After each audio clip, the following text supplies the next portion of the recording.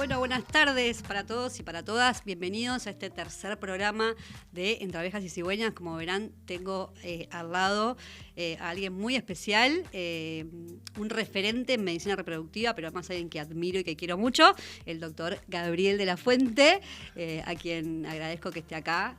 Y es un honor y un placer y además una gratitud que estés acá. Gracias, Gabriel. Por favor, Belén, muchísimas gracias por la invitación. Un placer estar acá contigo. Bueno, hoy vamos a hablar de un tema que parece sencillo, pero no es tanto, ¿no? Porque siempre hablamos esto de la preservación de la fertilidad como un acto médico, como un procedimiento médico, y en realidad tiene mucho de emocional, ¿no?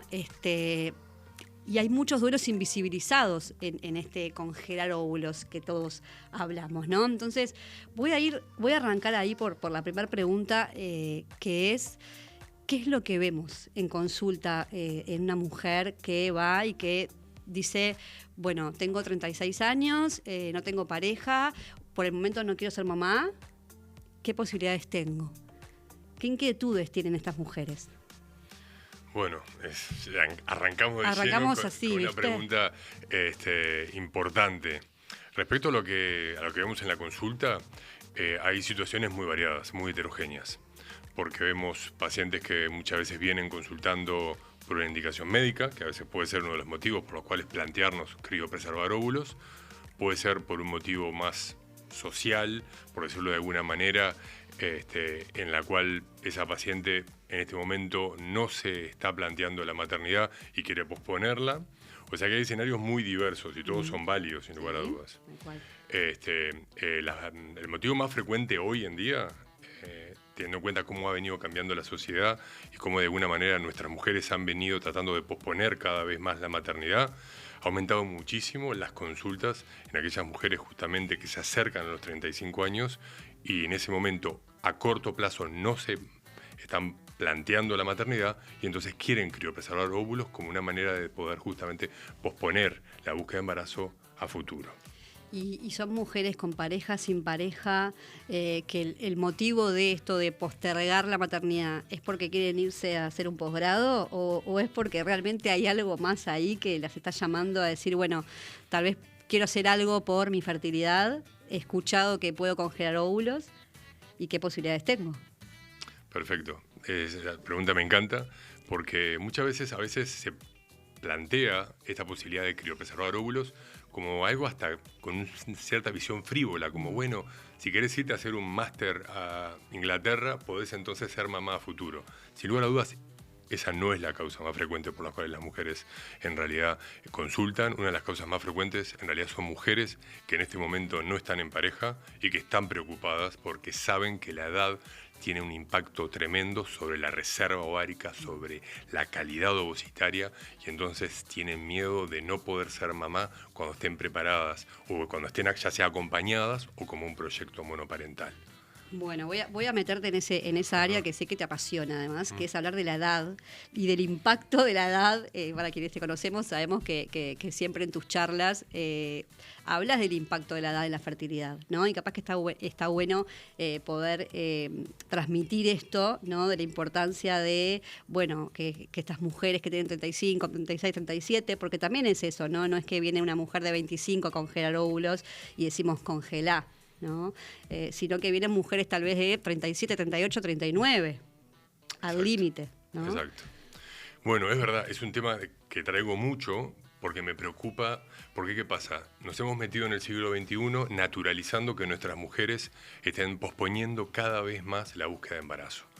Y si nuestras madres tenían su primer hijo a los 24 o 25 años, ya las mujeres que hoy en día están en la edad reproductiva, en torno a los 30 a 35 años, están teniendo muchas su primer hijo en torno a los 32 años. Es tarde. Y el tema es que no estamos educando a nuestras mujeres respecto al impacto que puede tener posponer esa búsqueda de embarazo, sin generar, por supuesto, ningún tipo de terror informativo, pero sí para que estén informadas y tomen decisiones informadas. ¿Qué pasa? Una mujer nace con un capital de óvulos que es el que le viene dado. La mayoría de las células de nuestro cuerpo se siguen dividiendo y reproduciendo a lo largo de toda nuestra vida. Las pocas células que no lo hacen son los óvulos. O sea que una niña nace con una cantidad de óvulos y de ahí en más, a lo largo de su vida va a ir perdiendo esa reserva ovárica. Y todos los meses se van perdiendo decenas de óvulos. Con lo cual, a los 35 años, ya la media de las mujeres tienen una reserva de óvulos un poco limítrofe. Y como esos óvulos nos vienen acompañando desde el nacimiento, a los 35 años esos óvulos tienen 35 años y por lo tanto empiezan a haber lesiones a nivel de ese óvulo, de esa célula, que impacta sobre la chance de que ese óvulo fecunde correctamente, forme un embrión de buena calidad, forme un embrión que sea genéticamente normal. Y todo eso va a impactar sobre los resultados reproductivos, sobre la chance de lograr un embarazo, va a impactar sobre el riesgo de tener un aborto el día de mañana, sobre el riesgo de tener un recién nacido con alguna cromosomopatía. Por eso es que lo traigo mucho, porque creo que muchas de nuestras mujeres en realidad esto no lo conocen.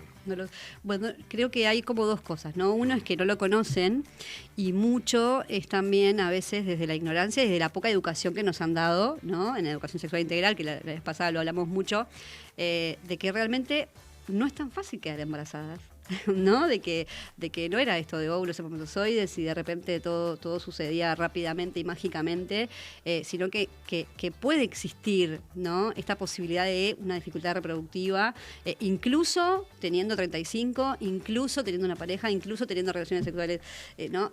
Incluso así podemos tener dificultades reproductivas, ¿no? Entonces, aquellas mujeres que desean ser mamás y que tal vez aún no tienen esta pareja o que no desean ser madres monoparentales, porque eso también nos encontramos, ¿no? Tal vez son mujeres de 36 que uno le plantea la posibilidad de, ¿no? Pero en este momento no se lo cuestionan, ¿no? Entonces el congelar óvulos termina siendo una alternativa también para ellas.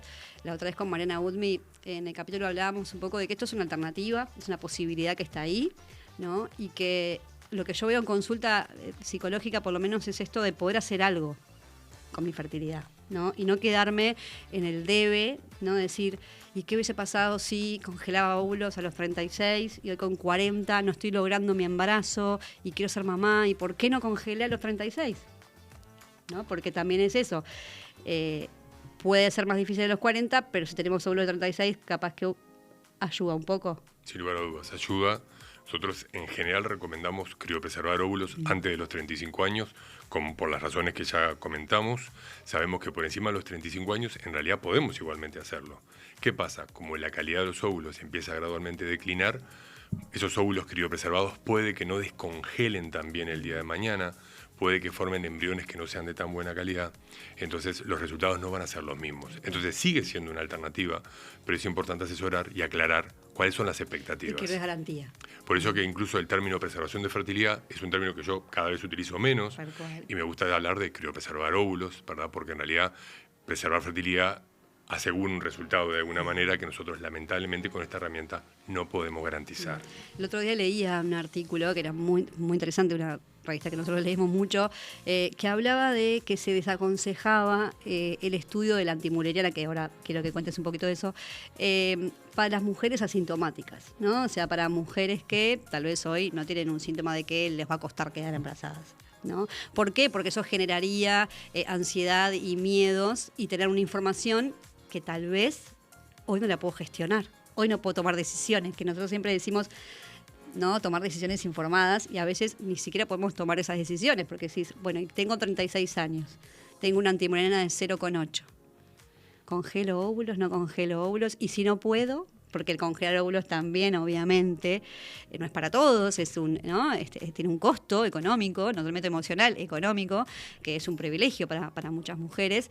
Entonces, se desaconsejaba el estudio de la antimureriana como base para las mujeres. Y me gustaría conocer tu opinión en esto. Exactamente. ¿Qué es la antimuleriana? Es una hormona que secretan los folículos en desarrollo dentro del ovario y tiene un valor que es directamente proporcional a la cantidad de óvulos que una mujer le queda. O sea, que cuanto más óvulos esa mujer tenga, más alto el nivel de antimuleriana. Con lo cual cada vez lo utilizamos más como variable para saber cómo está la reserva ovárica. ¿Pero qué pasa con la reserva ovárica? La reserva ovárica no es una variable que hable de fertilidad. Una mujer puede tener pocos óvulos y ser perfectamente fértil al día de hoy. Con lo cual tenemos que contextualizar este resultado. No es lo mismo una mujer que además lleva 3 años buscando embarazo en su casa y no lo consigue, y aparte tiene una reserva ovárica baja, y entonces ahí ese resultado nos importa, porque esto nos va a decir qué tan bien o qué tan mal va a responder a la estimulación ovárica en caso de que nosotros quisiéramos justamente hacer algún tratamiento de reproducción asistida para tratar de recuperar muchos óvulos. Y nosotros sabemos que en estos tratamientos de reproducción asistida, cuantos más óvulos recuperemos, mejores las chances de lograr un embarazo. Entonces, esa es la información que nos da. Punto. Entonces, respecto a una mujer que en realidad nunca buscó embarazo y tiene una antimonina baja, ¿cómo la asesoramos? Y ahí tenemos que ser muy cuidadosos. Porque en realidad esa mujer capaz que empieza a buscar embarazo y mañana se queda embarazada en su casa. Lo que tenemos que decirle es que sabemos que de alguna manera su ventana de fertilidad puede ser un poco más corta que las medias de las mujeres. Entonces, en realidad, si a mediano o corto plazo está en su hoja de ruta buscar un embarazo, que trate de dentro de lo posible no dilatarlo. Y si no lo está, pues entonces ahí poner sobre la mesa estas otras alternativas, como puede ser criopreservar óvulos. Pero vuelvo a lo mismo, sin generar terrorismo informativo, no decirle que tiene que salir corriendo a congelar óvulos porque se va a quedar estéril o porque va a entrar en menopausia el día de mañana. Sabemos que no es un predictor de qué tanto tiempo más esa mujer va a menstruar o no. O si es fértil o no. Exacto. Bien. Y te hago una pregunta que es muy importante, que estamos hablando de esto de congelar óvulos, pero me gustaría que puedas contar de forma sencilla cómo es el procedimiento de congelar óvulos, ¿no? Cuánto tiempo lleva esto en una mujer, y las preguntas que siempre nos hacen las pacientes, ¿no? Bueno, ¿cuántos óvulos necesito para estar tranquila? ¿Cuál es la edad ideal para esto? ¿No? Bueno, agarra la que quieras. Ahí. Perfecto. Bueno, entonces, la técnica en sí mismo consiste en estimular los ovarios con hormonas, que son hormonas muy similares a las que una mujer naturalmente tiene dentro de su cuerpo, que están sintetizadas y se inyectan de manera subcutánea en el abdomen. El tratamiento se inicia con una menstruación y ahí hay que hacer una ecografía para evaluar cómo están los ovarios, comenzar la estimulación con estas inyecciones que duran las inyecciones entre 10 y 12 días. Hay que hacer un seguimiento ecográfico para ir evaluando cómo es la respuesta de los ovarios a esta medicación. Y esto nos va a poder permitir evaluar cuál es el momento óptimo para extraer los óvulos.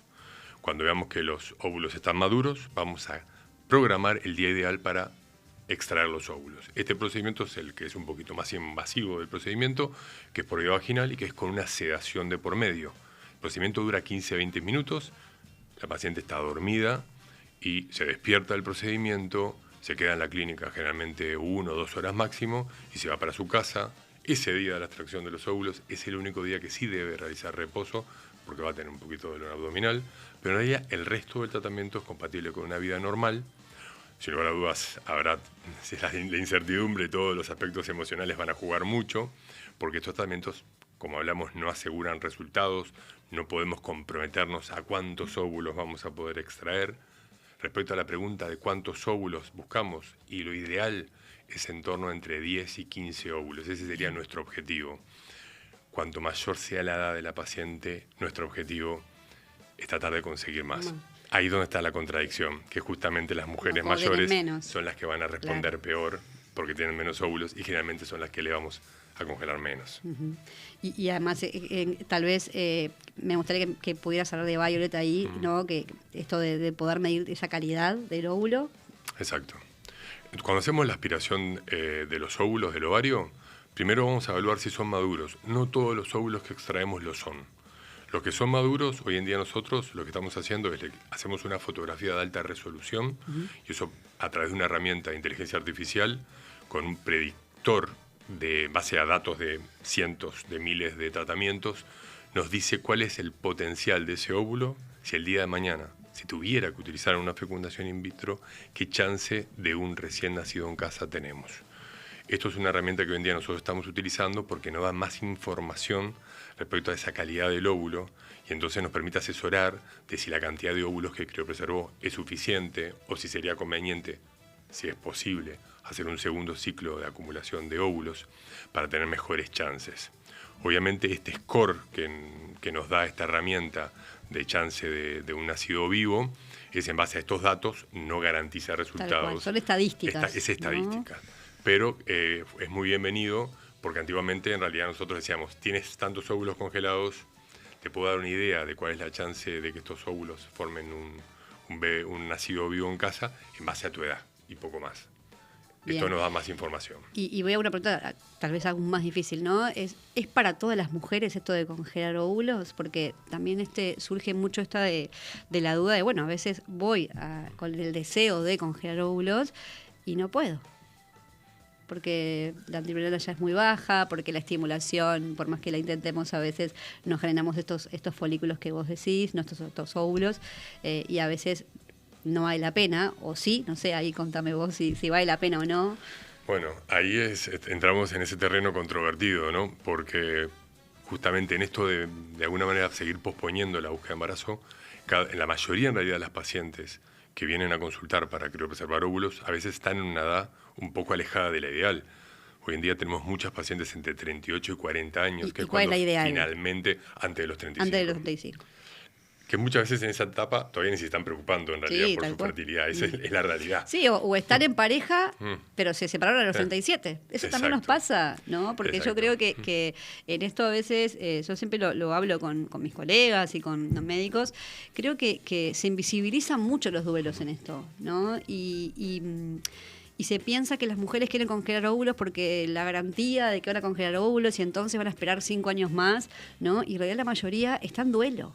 La mayoría de estas mujeres están en un proceso de duelo, ya sea porque se acaba de separar, ya sea porque no tiene su pareja, y bueno, vivimos en un mundo de Disney todavía, ¿no? En donde esperamos ese príncipe azul que venga a buscarnos, y la familia tradicional, ¿no? Y cuesta el paso de la monoparentalidad, que es una opción también. Entonces, son mujeres en duelo, ¿no? Entonces, a veces cuando, además, a estas mujeres les decimos, bueno, congelar óvulos hoy tal vez para ti no es una opción, porque tal vez no sea, ¿no?, lo que te lleve a tener más posibilidades, el pensar, bueno, o intentamos trabajar desde lo terapéutico esta posibilidad de la monoparentalidad e intentarlo, y como tú decís, ¿por qué no con una antimoniana baja lograr un hijo en casa, ¿no? Exacto. Creo que aquí la clave es dar información clara y honesta respecto a cuáles son las chances en ese escenario. Una paciente que consulta con 40 años y una antimoniana muy baja, donde yo le digo probablemente quizás voy a poder estimularte y extraerte solo 3, 4 óvulos, realmente las chances de lograr un embarazo con esos óvulos el día de mañana son bajísimas. Yo en esos escenarios no me siento cómodo recomendando la técnica. A veces las pacientes igualmente no están preparadas para recorrer ningún otro camino. Y a veces podemos, teniendo claro dónde está parada, acompañarla. En escenarios que son súper adversos, yo muchas veces no me siento para nada cómodo realizándolo, porque si bien estos tratamientos tienen en realidad complicaciones mínimas, como todo, obviamente tienen sentido correr esos riesgos cuando hay una posibilidad mínimamente de éxito. Si realmente estamos hablando de una chance casi fútil, pues muchas veces yo en realidad se lo desaconsejo, o le puedo recomendar que incluso consulten con otro especialista que los quiera acompañar. Bien, y pienso en esas mujeres que no desean congelar óvulos y que están en esta edad, ¿no? 35, 36, 37, vamos a poner el post 35, ¿no? Que es como, ¿qué sugerencias podemos darles para cuidar su fertilidad? Porque hablamos mucho de esto, ¿no, David? De cuidar la fertilidad esto es importante, o al menos nuestra capacidad reproductiva o nuestros deseos, ¿no? ¿Qué herramientas podemos brindarles a esas mujeres o esos varones que hoy tal vez no desean ser mamás o papás, pero que están en esta edad? Bueno, primero también evaluar, como tú comentabas, otras alternativas. Si no están en pareja, poner sobre la mesa si estuvieran preparadas para evaluar sobre un tratamiento monoparental. Y luego, obviamente, también hablarles sobre todo lo que puede impactar negativamente sobre su fertilidad. Y como, sin lugar a dudas, tenemos que cuidar la fertilidad, evitando los tóxicos, evitando el tabaco. Las mujeres muchas veces no saben el impacto deleterio que tiene el fumar. Las mujeres que fuman tienen la menopausia 2 años antes que la media de las mujeres, tienen tasas de embarazo muchísimo más bajas, más riesgo de aborto, más riesgo de complicaciones durante el embarazo. Lo mismo pasa con el alcohol, lo mismo pasa con cualquier otro tipo de droga. El peso también sabemos que tiene un impacto importante sobre la fertilidad y sobre la calidad de los óvulos y los resultados de los tratamientos, con lo cual cuidarnos, hacernos cargo de nuestra fertilidad, de nuestra salud es importante, y ahí asesorar sobre todo esto con criterio. Siempre hablamos, ¿no? Sí. Cuidar nuestra salud es cuidar nuestra salud reproductiva, porque Sí. la salud reproductiva es parte de nuestra salud Exacto. general también, ¿no? Creo que como todo, por aquello de la ley del péndulo, creo que muchas de estas variables antiguamente eran minimizadas. Hoy en día tenemos que tener cuidado de no irnos demasiado para el otro lado, de también como que sobre dimensionar el impacto que puede tener los complementos o los antioxidantes o el estilo de vida como si fuera algo salvador, tampoco lo es. Vuelvo a lo mismo, al final del día la edad nos define muchísimo, y aunque tengamos una vida súper saludable y nos cuidemos como nadie, o tenemos una dieta increíble, si tenemos 40 años estamos en una edad complicada. Bien, y no quiero dejar pasar, ahora lo recuerdo y no quiero las cosas médicas por las que uno preserva la fertilidad, ¿no? Ovocitos, la vamos a traer a Dana seguramente pronto, pero sí me gustaría que puedas hablar de esta ley maravillosa que tenemos, ¿no? Para las enfermedades oncológicas, porque no es menor y muchos tal vez no la conocen, ¿no? Y qué importante es poder conocer también que tenemos una ley maravillosa con un copago cero para las mujeres que están transitando un proceso de enfermedad oncológica. Exacto. La cobertura en el Uruguay para los tratamientos de reproducción asistida es envidiable, perfectible en algunos aspectos, pero en lo que respecta a la preservación de la fertilidad para pacientes oncológicos, tanto hombres como mujeres, en realidad es fenomenal porque justamente permite que antes de iniciar un tratamiento oncológico, quimioterápico, radioterápico, que pueda impactar negativamente sobre su fertilidad, poder criopreservar óvulos o poder criopreservar semen para el día de mañana, una vez que tuvieran el alta oncológica, sabiendo que ese tratamiento en muchos casos pueden dejar a estos pacientes infértiles, poder recurrir a ese material que guardaron para lograr entonces un embarazo. Y qué importante es mencionar de que esto es bien rápido, ¿no? Que se presenta la solicitud y que son 24 horas, 40... Es inmediato, es muy rápido, es muy ágil justamente para tratar de facilitar a los pacientes hacer el tratamiento antes del inicio de la quimioterapia, que en muchos de estos casos sabemos que tiene que ser también muy rápido. Entonces, hoy en día, la verdad que la doctora Kimmelman ha hecho un trabajo fenomenal haciendo mucho nexo con los oncólogos para tratar de justamente asesorar a los pacientes sobre esta herramienta, y teniendo una cobertura total también se lo facilita. Creo que quedaron otros tipos de indicaciones médicas lamentablemente fuera de esto, porque no es el único motivo por los cuales a veces una paciente debe criopreservar. Hay otros tipos de tratamientos inmunosupresores para enfermedades autoinmunes, pacientes con endometriosis, que también se verían beneficiadas de poder criopreservar óvulos y lamentablemente no entran dentro de la cobertura. Hay que poder hablar de eso, ¿no? Sí. Porque también la endometriosis es todo ¿no? Es una enfermedad que si bien existía siempre, hoy el diagnóstico está haciendo que lo veamos cada vez más en consulta, ¿no? Y pacientes jóvenes que tal vez tienen su reserva ovárica alterada justamente por la endometriosis, ¿no? Y que tal vez darle la posibilidad de poder congelar esos óvulos que le quedan, ¿no? Es clave. No es menor, para nada. Antes de terminar, me gustaría preguntarte algo más personal, te voy a dar tu zona de confort. ¿Vos te acordaste en el momento en el que decidiste ser ginecólogo especialista en medicina reproductiva? Bueno, es una qué pregunta.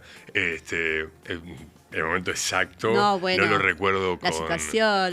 Creo que fueron muchos procesos. Recuerdo cuando estudié medicina que, sin lugar a dudas, cuando hice mi primer pasantía por maternidad, en una etapa en la cual tenía muchas dudas respecto a qué me quería dedicar, incluso en un momento me había planteado otras especialidades, y cuando roté por materno-infantil, como que todo se aclaró inmediatamente.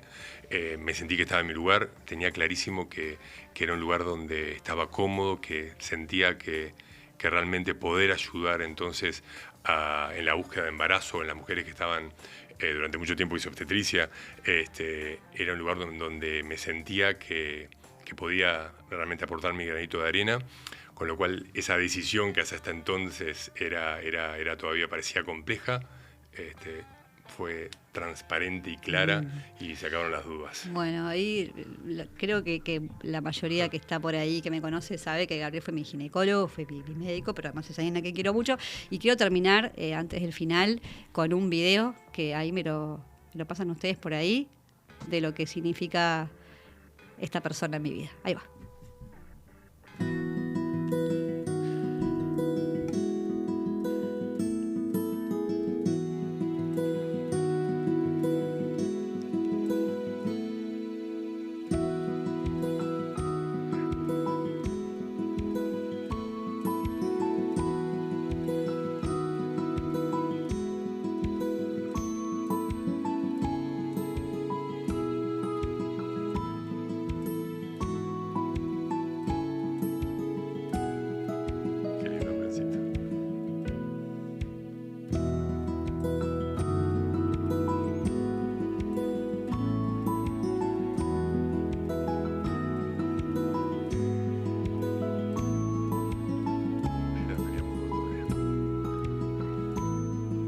Ponce.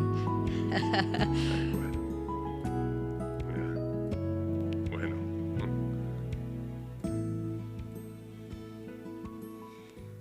Bueno, creo que Muchas gracias. es un minuto de poder explicar lo que hacemos, ¿no? Los que nos dedicamos a esto. Gaby recién decía, creo que cuando encontré todo lo de la infancia era por ahí. Bueno, yo cuando María nació, yo recuerdo el momento exacto y digo, yo me quiero dedicar a esto, a poder acompañar a mujeres y a parejas a transitar este camino de búsqueda de embarazo tan difícil. Y cuando pensé en el cómo, en el primero que pensé fue en Gabriel.